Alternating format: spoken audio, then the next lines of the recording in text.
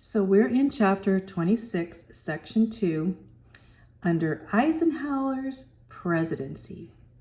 So who is Eisenhower? Well, we know that he was the supreme commander of World War II for the Allies. And so here he was a military hero, not only in America, but also in Europe. And so as he set forth to be president, you can only see how the people would stand behind him, also already being such a hero. We're going to go over the 1952 election, the new administration, congressional legislation on Eisenhower's second term. His motto running for president was, "I like Ike," because that was his nickname even when he was a kid, Ike. I like this, what he says here. He says, "I hate war as only a soldier who has lived it can, only as one who has seen its brutality, its futility, and its stupidity." So going through the war, he wanted to keep America out of war. We see the Eisenhower Doctrine being stopping the spread of communism throughout the Middle East and Western Europe, and we'll go on and get more in depth later on in that. We see the pictures of Eisenhower during the war. And here, I have put this in here, during the Cold War, there was, this is survival under atomic attack. Because now we were worried, as we knew, USSR, the Soviet Union, now had atomic bombs. And so we had always be ready in case we'd be under atomic attack. I remember when I was even a child, I was born during the Eisenhower's administration. And I remember during Eisenhower on through Kennedy and even into, Johnson and Nixon. And so the Cold War of having to get under your desks in case there was a atomic attack when I was in school. And people talked about it all the time. So this was very important, and he saw to keep America out of war and to keep away from the threat of the atomic bombs, right? So let's begin.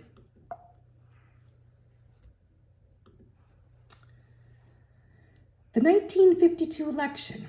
So this was the presidential election, and we see Dwight Eisenhower running against Adlai Stevenson. You see this picture here? So, which he would run against him twice, in fact, and actually beat him by a large margin, a landslide against him each time. I can imagine Adlai Stevenson running against Eisenhower, after he was such a military hero and the hero of America. I like his motto here, "The man of the hour is Eisenhower," this pin that they had. That they wore around. I like that. It's like, man of the hour is Eisenhower, so everyone would remember, but everyone knew him anyway. The Republican nominated former General Dwight D. Eisenhower for president. And Eisenhower chose Richard Nixon, and Richard Nixon lived 1913 to 1994. He was a California congressman to be the vice president running candidate during this time. And so we'll find out more about Nixon as he will become a president in the future.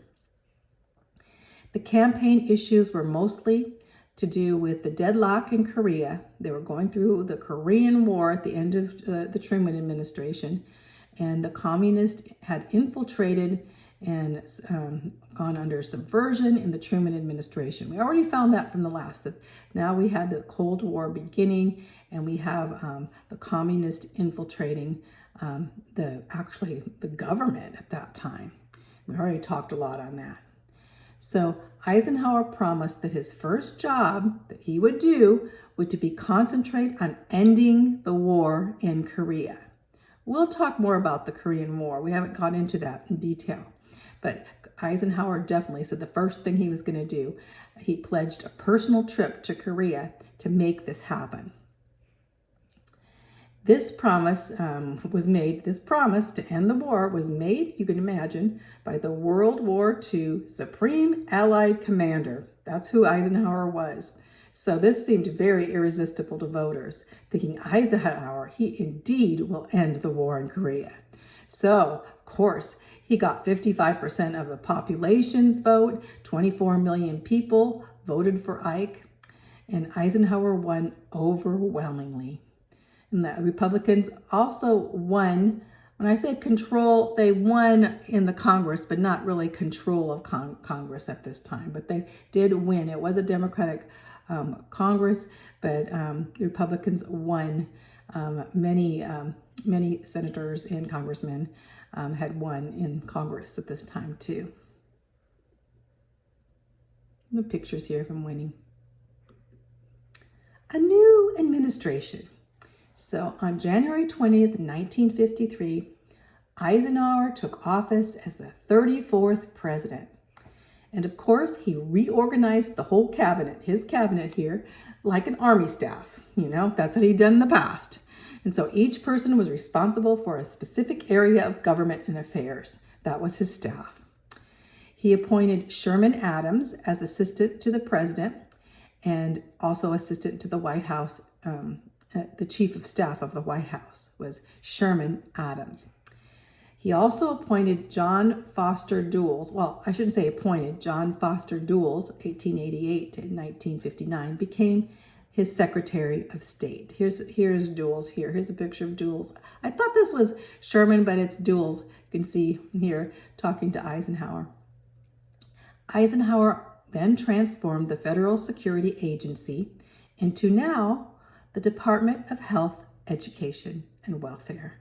So before they had the Federal Security Agency, and now it would be totally different under the Department of Health, Education, and Welfare. And so just remember, that's under Eisenhower. Here we have a picture of him speaking on television at that time. I remember having TVs when I was very, very young that looked like that, watching presidents and such on TV. The economy. I never really knew, until just recently that was Eisenhower on the Liberty on the dime there. So you wonder, why didn't I know that? But that was Eisenhower. And so the general trend of Eisenhower administration was away from government participation in business and the economy. So he wanted to limit government control and basically give control to states on the state and local level instead of having the federal government control things. So wage controls for the federal government were abolished and price controls were lifted. The Defense Protection Act, which granted the president the power to fix wages and price ceilings, was allowed to expire now. And rent controls were only in areas with severe housing shortages now. There was also the control of offshore oil deposit was taking away the responsibility for the federal government and given to each individual state. In 4 years' time, the personal income of Americans rose by 20%, which is quite a bit. And Eisenhower even succeeded in balancing the federal budget. So that was, the federal budget was going out of sight when we went through a lot of the New Deal of FDR and the Fair Deal of President Truman, and now we have the Republican president, balancing the budget, which is a big deal. I like what he says here. Eisenhower says, our economy is the result of millions of decisions we make every day about producing, earning, saving, investing, and spending. Isn't that true? He also says, a people that value its privilege above its principles soon loses both. So you think, okay, we need to first value our principles, and then we'll be given privileges. Isn't that how God does too? As we turn to God, we value Him when we value His principles, and suddenly God gives us privileges. Even as a parent and child relationship, that happens. And so then he says the proper role of government, however, is that of partnering with the farmer, never his master.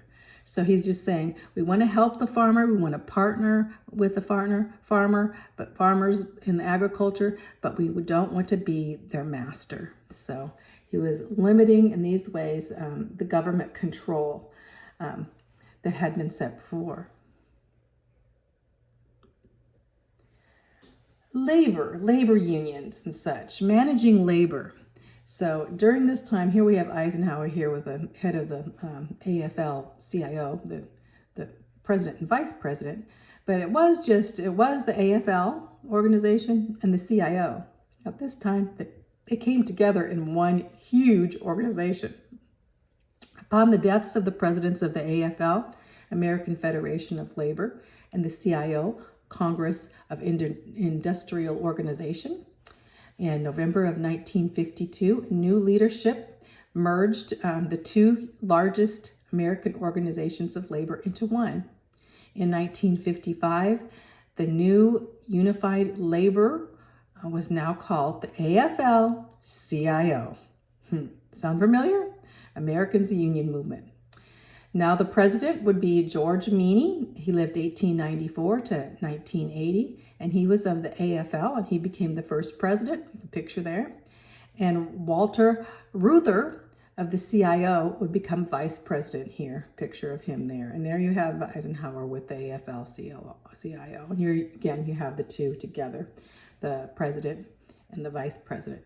So here, American Federation of Labor, Congress of Industrial Organization. So they would together felt that they'd be stronger than apart. And so now we're going to see managing labor through them on that presidential level. Remember, we've always had problems with strikes, with the strikes, and all these things happening, the violence that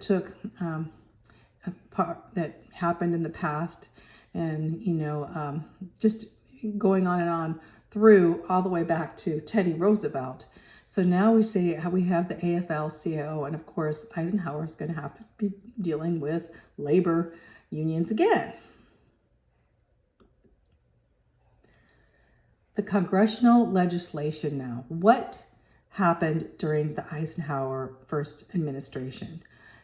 What kind of legislation went through? Well, in 1954, Congress provided for the construction of the St. Lawrence Seaway in partnership with Canada. It opened in 1959 and provided a fourth coast almost, and it enabled vessels to the Great Lakes, to the ports of the Great Lakes. So here we have a picture. So here we have, through the Great Lakes, we have the St. Lawrence Seaway here. And doing this, they had to build some locks. They called locks as you bring the ships through each, as the levels of water were different, so just like in the, Panama Canal. And so we have, this being built, going through Canada into America on the Canadian border, coming down through the Great Lakes, now being able to port up into the Great Lakes coming from the St. Lawrence Seaway all the way to the Atlantic Ocean. So this is a big deal back then. Here we have a ship coming through one of the locks. So that's a big thing that they did during this time. And then Congress did expand the Social Security benefits and coverage for Social Security. And that was another important for Social Security. A reciprocal trade program increased trade between the United States and other nations. Atomic Energy Act, that is so important because President Eisenhower was very, very into atoms for peace, he would call it. And so he would get into this Atomic Energy Act to provide commercial development of atomic power, to use atomic power for commercial use, to use atomic power for energy in peace, not in war. So here's the Atomic Energy Commission that was formed by the United States, picture of it. In fact, the United States constructed the first nuclear-powered merchant vessel, the Savannah, as a peaceful use of atomic energy. So here we have the Savannah here. And it's powered by atomic energy, nuclear energy. So the construction then happened also of a national interstate highway system. This was huge. See our highway system of all these interstates that we travel today? They were put together through Congress to link all parts of the United States in travel. So the interstate system, just think, it truly came together during the Eisenhower administration.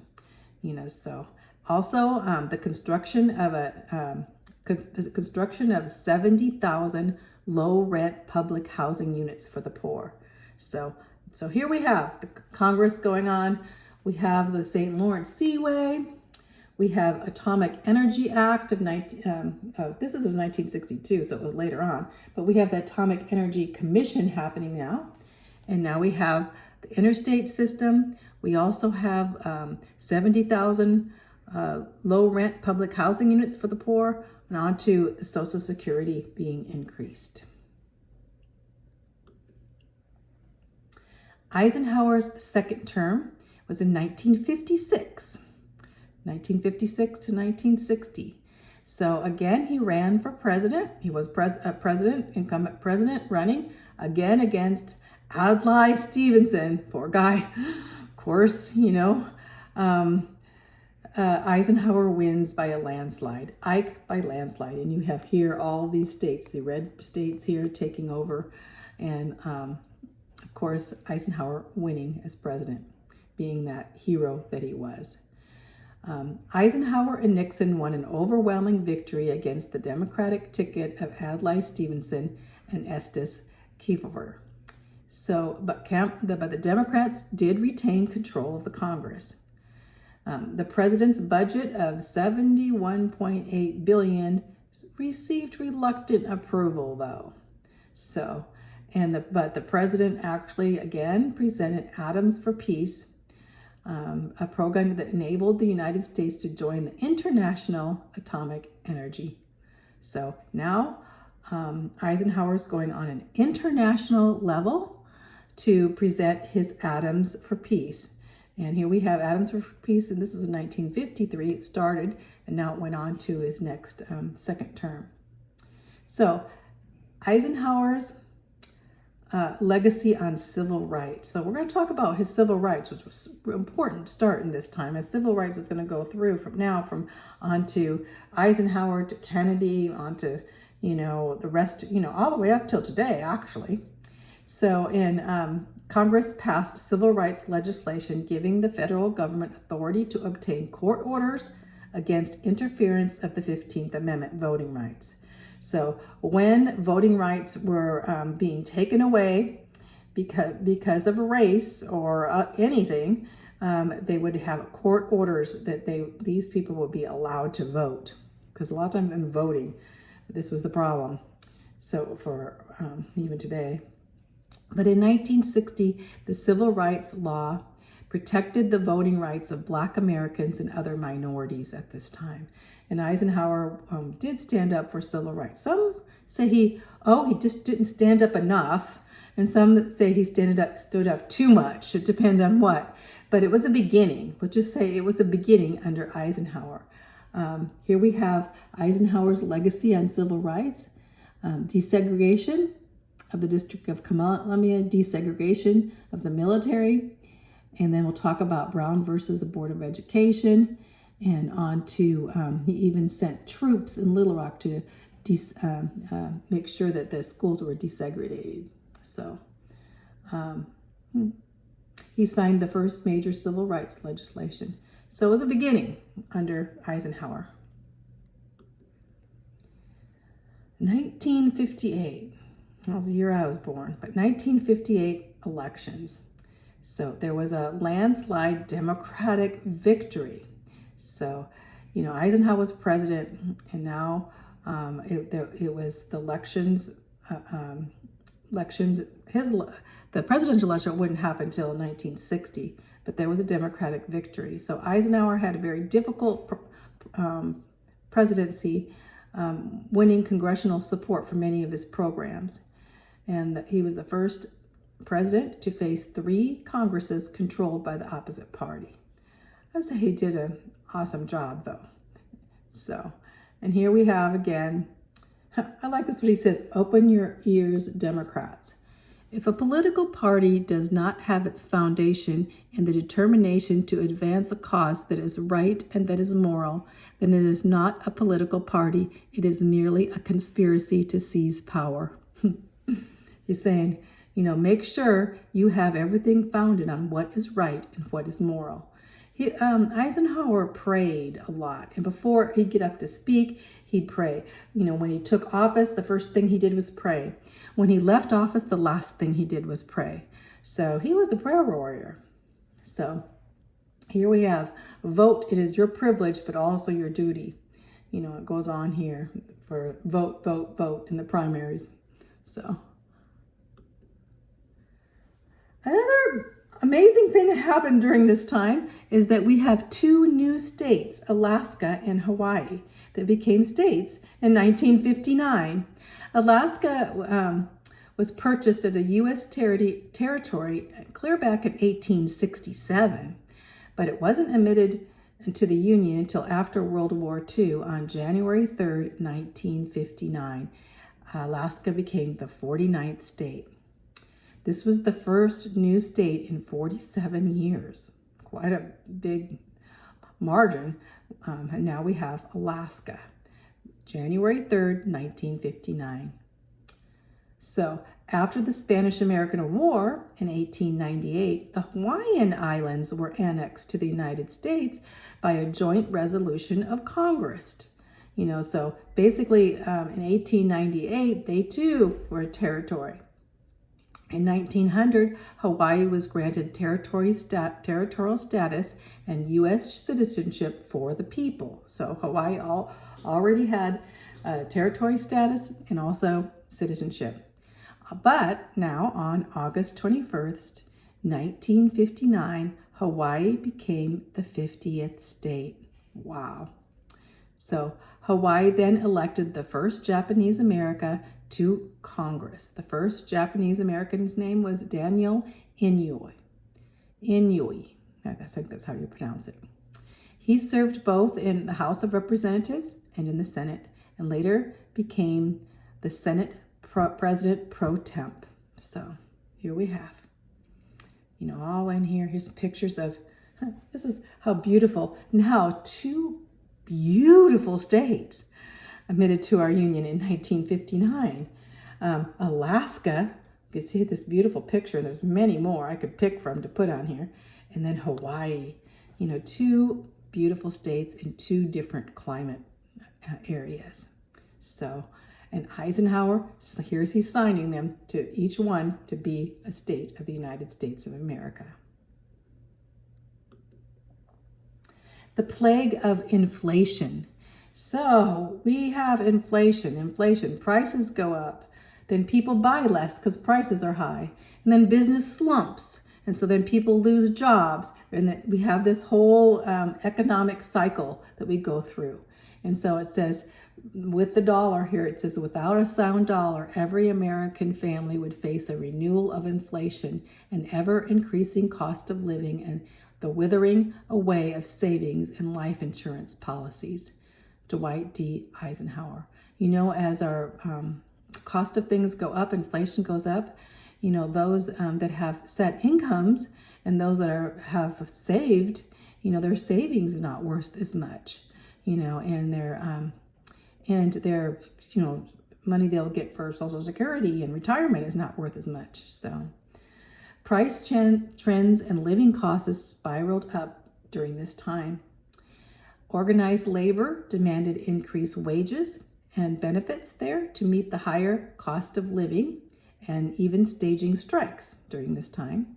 And this led to further price increases and further inflation. The American worker was beginning to price himself out of the world markets. Federal spending created a demand for goods which kept prices high. The national debt continued to rise, toppling at $300 billion mark in 1963. This was partially financed by printing more money into circulation without gold or silver backing.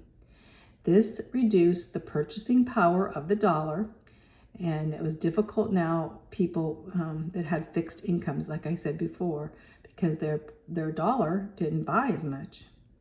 In 1960, it was $1.25 to buy something that was $1 in 1950, but over $2. And so basically here we see it doubling what was purchased in 1959. So the $2 it would take $2 to purchase with $1 purchased in 1939. So you can see how inflation is going up. Today it's like really crazy inflation, right? So we can see how inflation can cause major problems. Let's go to the civil rights movement. We kind of talked about this. Let's get into what was going on. Of course, equal rights. Many minorities had served their country well in World War II and Korea, and Americans saw the need to end racial prejudice. And these ethnicities worked hard to guarantee a better life for themselves and their children under the legal protection of the Constitution of the United States. The Constitution protects all of our freedoms, despite our race, despite our ethnicity. So in 1950 and in 1960s, Black Americans made gains in the civil rights movement. Since 1896, race relations in public schools had been governed by the Supreme Court decision of Plessy versus Ferguson. So what did this mean? Plessy, this is 1896, so we're talking, this is way prior to, the 1960s, So we're talking about an old government policy. So, and the Supreme Court ruled 7-1 that racial segregation in public places did violate the Constitution if separate but equal. So what was Plessy versus Ferguson? It was basically you can segregate people, but they had to be equal, separate but equal. The facilities had to be maintained in the same. So if you had, facilities, restrooms for the Black people or restrooms for the white people, they had to be the same. And so what they were saying is separate but equal. But this really was like getting ridiculous, So as time went on, they would just not have separate at all, Here we have Eisenhower talking about everything. Eisenhower and the early civil rights movement. We'll talk about the little girl here, who this little girl is, and equal rights for all. Brown versus Board of Education of Topeka. Major Supreme Court decision.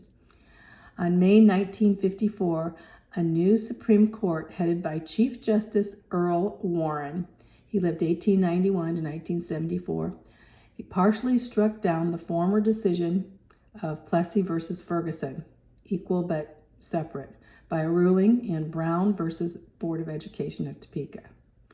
So this is very important when we talk about civil rights.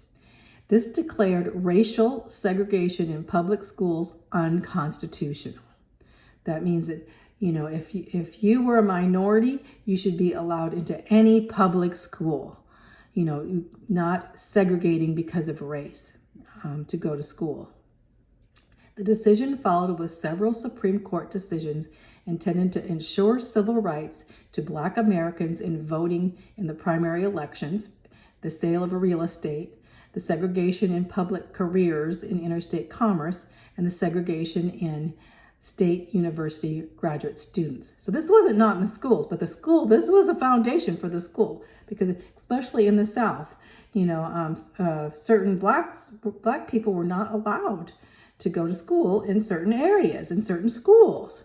And so now we're starting this desegregation, but the school was very important. And so we have Brown versus Board of Education, where this little girl was not allowed to go to the school, and went to the Supreme Court, and they decided she would be allowed to go to this school. So here's a picture, High Court, but here she is, wanting to go to a school that was dominated by white children, Caucasian children. So, and then we have, of course, this coming up, the other schools now. So Some communities did not obey the Supreme Court order to desegregate their schools. In 1957, Governor Fabos of Arkansas ordered the Arkansas National Guard to bar Black American students from Little Rock, Arkansas's Central High School. So what did he do? He said, Black students cannot go to this high school. And he even sent in the state National Guard there. I wanted to put the National Guard in charge of that. Well, of course, President Eisenhower promptly then sent 1,000 paratroopers to Little Rock, Arkansas to guard just 9 students as they entered the local high school.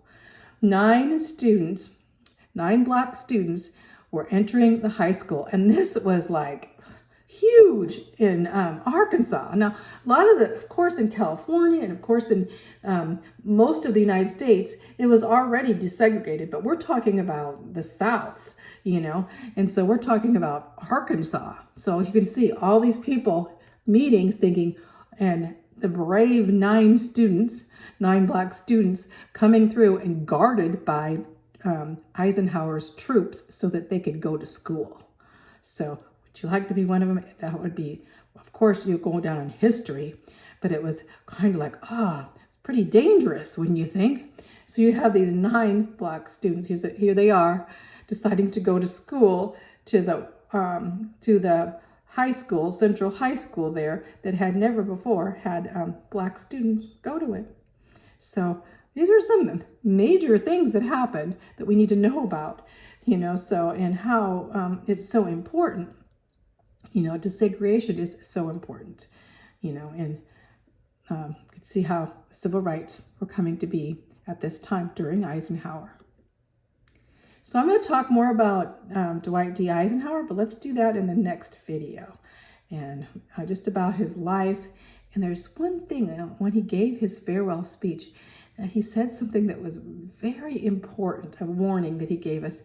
And I look at it now, I didn't know about it, but now it's like what's happening even now. He warned about it. And so we're going to get into that in the next video.